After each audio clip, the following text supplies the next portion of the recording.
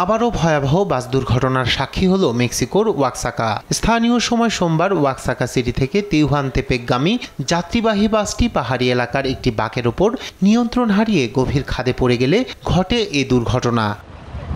এতে বেশ কয়েকজনের হতাহতের তথ্য নিশ্চিত করেছে স্থানীয় প্রশাসন। নিহতদের মধ্যে শিশু রয়েছে।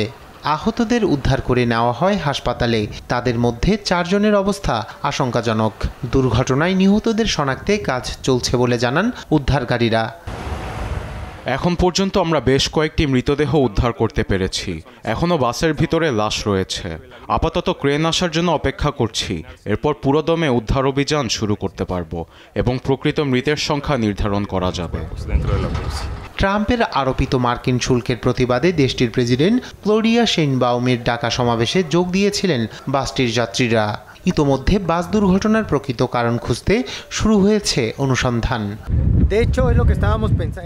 দুর্ঘটনার প্রকৃত কারণ বিশ্লেষণে দেখা যায় রাস্তাটি উঁচু নিচু ছিল ও বিপজ্জনক। তবে বুঝতে পারছি না এখানে কি ঘটেছে। হয় চালক ঘুমিয়ে পড়েছিল অথবা সে বাসের নিয়ন্ত্রণ হারিয়ে সোজা নিচে চলে যায়।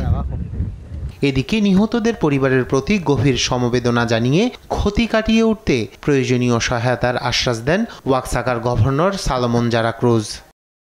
অন্যদিকে মধ্য আফ্রিকার দেশ কঙ্গোতে স্থানীয় ফুটবলারদের বহনকারী একটি নৌকা ডুবে প্রাণ হারিয়েছেন কমপক্ষে 25 জন। নিখোঁজ রয়েছেন আরও বেশ কয়েকজন। প্রাণহানি বাড়তে পারে বলে আশঙ্কা করছে উদ্ধারকারীরা। দুর্ঘটনা কবলিত নৌকাটি নাগাম্মমি গ্রামের ফুটবলারদের বহন করছিল। ওই ফুটবলাররা মুশি শহরের একটি ম্যাচ খেলে ফিরছিলেন।